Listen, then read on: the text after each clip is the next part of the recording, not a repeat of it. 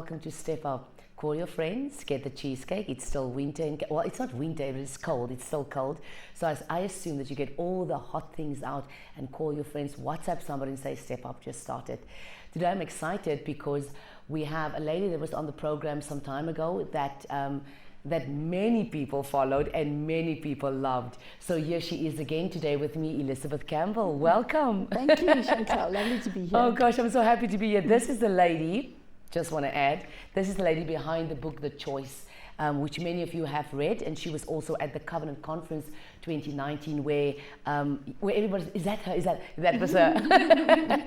So we're very excited to have her back on set, and like I said to her the first time when she was here with her husband, it was the first time but definitely not the last time, so we just pulled her right back. So welcome. Thank you, Chantal, very much. You make me laugh. Oh, good. And you make me laugh. Oh, we've had a couple of conversations here and there in between, because your life is busy, my life is busy, but I believe in my heart, I'm busy with the season of covenant, you know that. Yes. And I always say that God has brought, I've asked God, Elizabeth, that this time around in my life, at the age where I am in my life, I want covenant sisters. Yes. So you're a covenant sister. Oh, hallelujah. Thank you. You're a covenant sister. I recognize you. So today we're going to talk about the waiting period. And we talked about, when you read the book, you'll understand why we are at this topic, why I'm at this topic with Elizabeth. We spoke about, many months ago, we spoke about getting prepared for marriage. And you know what? You're dating, and sometimes you're dating the wrong men and the wrong woman, by the way. That you need to exit out of that relationship, and what God has prepared for us. But in the waiting period, that is a dangerous period, because that's a period where you can make it or you can break it.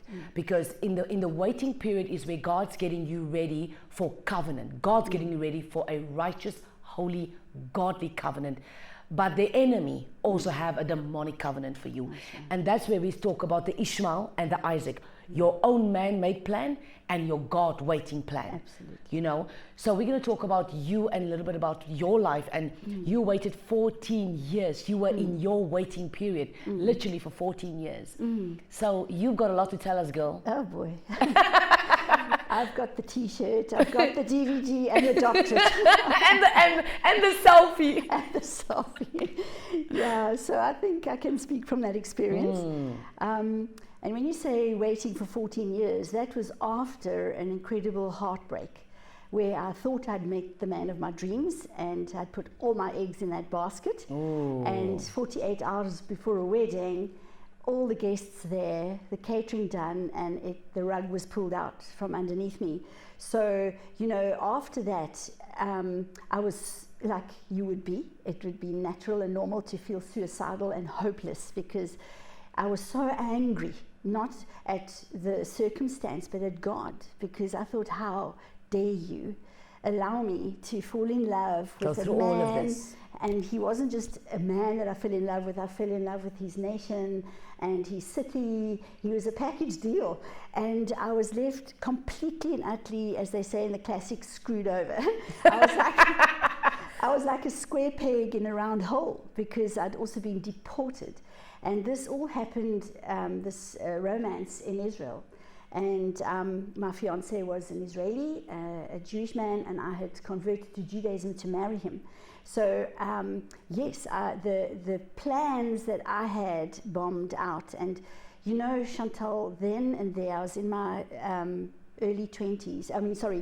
I was 28 when that all happened. You just completely shredded, and you just think there can't be another fish in the sea, because you don't want another fish in the sea. You feel like you'll never be able to love again, and there wasn't a fight or a grave. You know, it wasn't like he died, or else we had a huge breakup. We had to pretend we never met. So, you know, what do you do with your emotions? And so yes, I was suicidal. I wasn't allowed in a kitchen on my own, driving a car. I mean, I wanted out. And I decided to starve myself to death, just lie on a bed. So for 2 weeks, I just lay like a dead person. And my mother, bless her heart, called the world to come and pray for me. I was in East London at the time. And that's where my parents lived, and I went back home to just gather myself again. And I ended up, somebody suggested that I go for a run because they knew I loved jogging. So I thought, great, I'd get away from my mother, bless her heart, because, you know, she was trying to keep me alive. I could jog myself to death. Great idea. So I went for this death run. She said, well, please eat something before you go. Because I was like weighing 45 kilograms. Wow. And so I ate some breakfast or whatever, and I thought, I'm just going to run and just flake out somewhere. And the person's advice really was a God one, because you know what happens when you do exercise, the endomorphins kick in. And I started hearing God's voice again. And I heard him say, there's purpose. There's always a purpose. And because I'd lost the purpose. And I felt hopeless. And I thought, you know what? If I'm trying to do myself in, there must be a purpose. If the devil is so wanting me out of the way, there must be a purpose, because God is the God of the impossible. And why don't I just give him a chance? You know, and that's why the subtitle to my book is called A Woman Who Dared to Believe God. So in a way, I actually dared God to be God in the face of absolutely nothing. And, you know, you can slide into a place of self-pity, which is demonic, because, you know, you're licking your wounds, and people almost like play into that self-pity. Oh, shame, and what are you going to do? That's and, you know, true. you lick your and after a while, you've got to actually put your big girl brookies on and say to God and to yourself, hang on, if it wasn't Aaron, if this man that I thought was just absolutely my prize and my present and my gift from God, if it's not him, clearly it was something that God was saving me from, even though I couldn't work it out, then I'm going to hang around, because my goodness, am I going to hang around to see what God is going to dish up? And you know, with those thoughts, it was only 14 long years later did I meet my husband at the age of 42. So what did I do with my life during the prime of my life, where your sexuality is at its best and the tap is on and you actually a bit of a danger to yourself, because you're healthy woman, you know, and you certainly not frigid. And so it was a very hard time, because you've got to try and walk the path of purity. And I tend to enjoy male company more than, you know, whole lot, because at that stage in your early 30s, your friends are marrying and having babies, and I got so tired of going to the weddings. I was always a blooming bridesmaid, and you know, and everybody saying, "Oh, when are you going to find a husband?" I'm like, I don't find a husband, you know. They find me, baby. You know what I'm saying? And so it was a really tough one, because you're steering your own thinking, and especially when you've bitten the bullet and you're at home on your own on a Friday, you've bought your avocado pear and your DVD, and your mother phones you and says, "It's a Friday night, what are you doing at home alone?" You know, and the dagger gets and you think, well, what do you want me to do, Ma? You know, go and sit in the pub and pick up someone, because that's easy. You know, but it was so hard to handle the loneliness. But you know, Chantal, I was so glad I bit the bullet and I didn't compromise and just go and seek company. I learned to enjoy Liz, you know, and enjoy my own company. And I read books and I jogged. And being a sociable person, you know, I play tennis, so I joined a tennis club. You do all of that. So 80% of the time you're absolutely fine, and you're the belle of the ball, and you have invitations out. But at the end of the day, I knew God was the matchmaker, you know, because I really could have found a boyfriend. It's easy to find a boyfriend. You see, that's the thing, Elizabeth. We can all find a boyfriend. Yes. We can all find a boyfriend. We can all get someone to date and go out and do stuff with. Yeah. But it's the Ishmael. It's the man-made plan. It's the easy way out. Yes. It's not the waiting. And there's a price in waiting. That's There's a There's a reward cost. in waiting. Yes, There's a that's cost, right. you There's know. a cost. So we all can get that. It's easy to get that, but I'm not that easy. That's right. You know, yes. I've just come through too That's much. right, I've just waited about too long. That's right. So the waiting period for you was a lonely period and a lone period. Yeah. In a period where it's the avocado pair on a Yes. Friday night and you the know, and a DVD. DVD. And maybe not in purpose at that time. And maybe you are there where you say, but Chantal, I'm actually the one with the avocado pear. Yeah. And maybe I'm the one with a bottle of wine because Yes. I don't even know what I'm doing. Yes. But you know, that is exactly what we're talking about today. You know, your waiting period is a very crucial period It's because very- that's the period That's right. where God is shaping you. That's right. He's shaping you Yes. for where He's right. exiting you into. That's right, And you've exactly. got to be very sensible and sensitive in that period. Because you know what? We fall and we make mistakes because we're human and we all do that. But you know what? That's very crucial because in that moment of the waiting period, and can I tell you how long it is? No, we can't tell Nobody you. knows. Yours that's was right. 14 years. Yeah, and that's exactly it. Because you know, when I was throwing my fist up in the air, like say even 5 years after the whole disaster with my first love, let's put it that way, I was like weeping and wailing on a friend, you know, because you have a little meltdown every now and again. And I knew God had marriage for me. But if I actually took where my husband now today was when I was wanting a husband, you know, because don't forget, it's a colliding of two destinies. And he wasn't ready for me then. And when I looked at his life, he was still having children, let me see, you know, literally, if I think back, he was still having kids. You know, than I was, you know. I haven't even walked down the aisle. But if I'd have compromised, I would have missed out on what God had. I would have brought about. So you've got to understand that it's not just about you, it's about another person. Yeah. But in the interim, my job was to become whole. Because actually coming into his life, I had to be whole to marry him because he came with a container load of precious children from a divorce that were all damaged from this divorce. Now I was stepping in. Imagine if I was broken and full of issues and insecure, and he had 3 drop-dead beautiful older girls. They were in their early 20s and I was now 30. When I met him I was 42. So if I was insecure, I would have been shredded by their insecurity and their jealousy of their dad having another woman in his life now, and who was I, you know? So so when you actually get married again, you actually, God is actually not rewarding you, he's bumping you up to the next level of dying to self. Because actually marriage is another level of death to self, because even as a single person there's levels of death, because ultimately our purpose in life is not to get married. Our purpose in life is to become like Jesus, whether you're single or married. Because in you becoming like Christ, it doesn't matter your circumstances, because you are content. You see, your contentment comes from a relationship with God. Amen. So what you are wanting and desiring should be the added blessing, not the thing that's going to make you happy. So I got that after horrible lessons of like Ziggy Oblongda. She's a wonderful German prophetess teacher. I went to church with a friend one day, and I was dragged there by my friend. I was so not wanting, I was so broken. The last thing I needed to do was go to church. Funny enough, I just wanted to stay away from all kind of spiritual input for a while, because I was angry at God, right?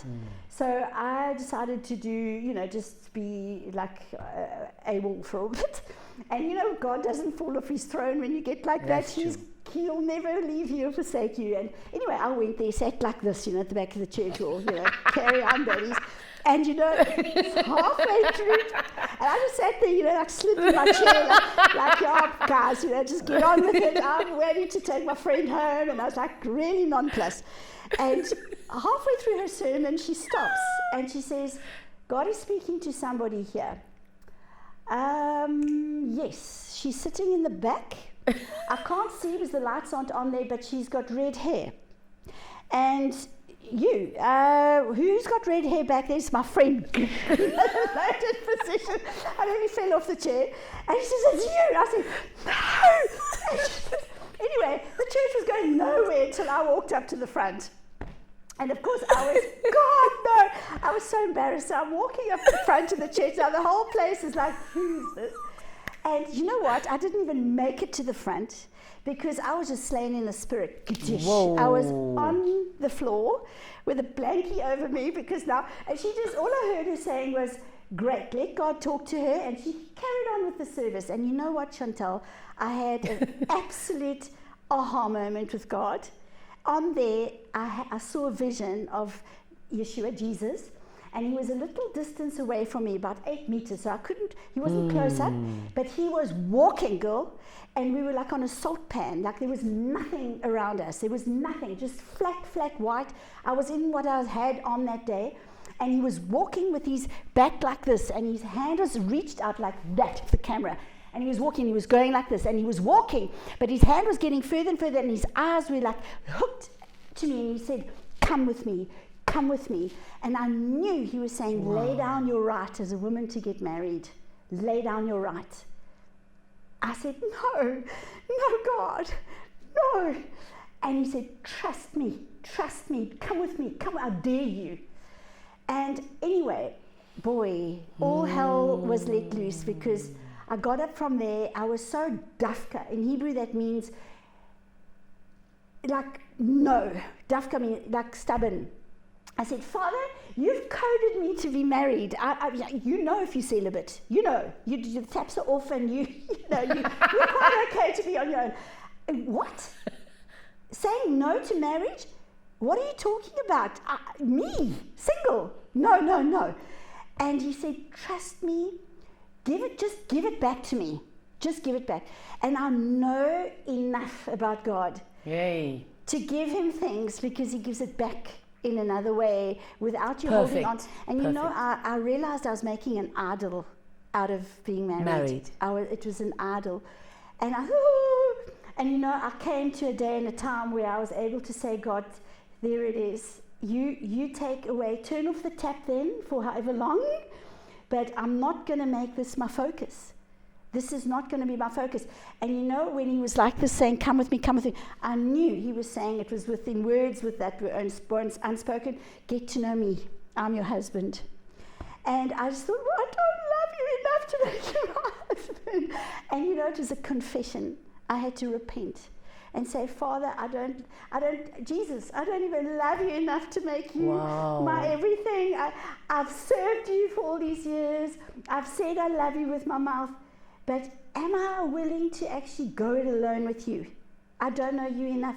And you know those scriptures about that you meet him and you're able to sell all to go with him. You know, like that woman, the pearl of great price. And I had to ask God, even though I've been born again for 28 years, I'd even lost the man of my dreams for Jesus, but there was another level I had to go with him. Another level, because I'd laid down, I'd given up the man of my dreams for Jesus. Now you think, he's girl, and you know him because you didn't deny him. He was wanting me to know him even more. And it was now having to lay down my right to marry. And I thought, well, God, and you know what? There was a time and a day where he met me again to a point where I was too scared to even open my eyes. He was so close to me in that room. It was like he was sitting on the end of my bed and I was like holding onto his hem. And he baptized me again in his love. In love for him. I was so overwhelmed. It was like I was born again. And that's what we need. It's our first love. We actually lose our first love because we get distracted by the things of this world and the needs of our own dreams. Our dreams become our purpose rather than the dream giver. And I had to actually say, well said. Father, let me fall in love with your son all over. And obviously it comes with a package that you fall in love with God. To the point where I was able to say flat out honestly to my family that Christmas when I went home, I was so happy that my mother thought I'd met somebody sneaky, but she's saying, it looks like you've met somebody, you're glowing, And I'd met Jesus. And I was too scared to say it to people because they thought, freak out, Jesus. Like a really, but I was so it was like, when you first get born again, you just want to tell everybody, I found my first love. And I even told my little nieces that were just wanting to be Auntie Lizzie Wizzie's bridesmaids, because I was their only aunt. And their dream was to be my bridesmaid. And I had to tell these little faces looking at me, it's not going to happen, girls, unless God, but I'm actually dying to that dream, and I'm going it alone with Jesus. And little Janie, and little Sarah, their little faces, and she cried, and she had this deep little voice. And at the age of she must have been about 9, she came and curled up on my lap, and she said, I'm so proud of you, Auntie Lizzie. Wow. I'm so proud of you. And even her hardened father, who was like sort of agnostic, he even had tears, and he said, I can see it's a reality, Liz. I said, Greg, I am so happy. It's paled. My desire to get married has paled into the face of my King. There is nothing more we can have is him and his desires and purposes. Yeah. Chantal, it was not 6 months later when I had an end to my book, because I'd found the pearl of great price, because I had this book, I had this story about this lost love of mine and whatever, but I was still single and miserable until I became single and so content with this Jesus. And I used to hate those ladies at church when they used to pray for you. You only need Jesus. He's the only one that satisfies you. I would probably clap them. I would have said, it's all very well for you, sweetheart. You're going home to a family to cook for and children to love. I've got a blooming pot plant and goldfish. You just want something to have. I mean, is it such a crime to want a husband? Is it such a crime? And yet, God gave... You make me laugh and cry at the same time. And God knows that. And he came and he took it away for a season, because I was willing to surrender. I surrendered. And then when I ended up actually having someone actually come into, but it was because I was looking for a publisher that I met this guy. I mean, I was so single and fine. So when I met this guy who was publishing books, I was out of there. I was off to Italy now. I was Macy Missy. I was like so okay in my own skin, I was like, this is me, baby. And I was so content. And what was the thing that attracted my husband to me was my wholeness and my contentedness, because I wasn't this female that was so maybe it's my husband. I'm going to get a toss. And he just loves me, warts and all. I mean, if a guy's not going to want you because of you, Oh my God. forget it, China. I was already being offered a facelift from my mother. I don't know if it's that superficial that I've got to go and have procedures. Send it away from me, baby, because no way. Oh my gosh, you're such fun. Warts and all. And so you're free.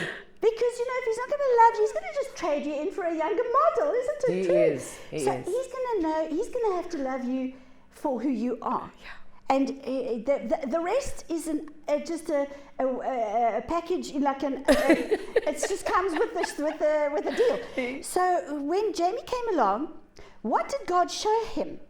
He didn't show him my this or that because then I was so complexed about my nose, about my hair, about my hands, about this. With the words that were spoken over my life, I should have had a packet on my head and living in a psychiatric ward because I wasn't good enough or pretty enough. My sisters were the pretty ones. I was going to be, I was so ugly that no one would marry me because that's what I was told my whole life.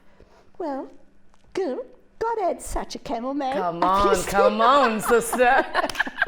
Ladies, we've come to the end of this program. We're going to continue and we're going to come back next week. Call your friends, get everybody on the show to watch this. This woman makes me laugh, cry at the same time. We're going to continue on the program. I'm in waiting because God knows there's a few of us that is in waiting. Absolutely. And get yourself sorted out and get whole. Because there's a lot of things Elizabeth said now that I want to recap on and take it on next week. Thank you, Elizabeth, for coming. It's a pleasure. Bless you. Thank you. Until next time, ladies, see you soon.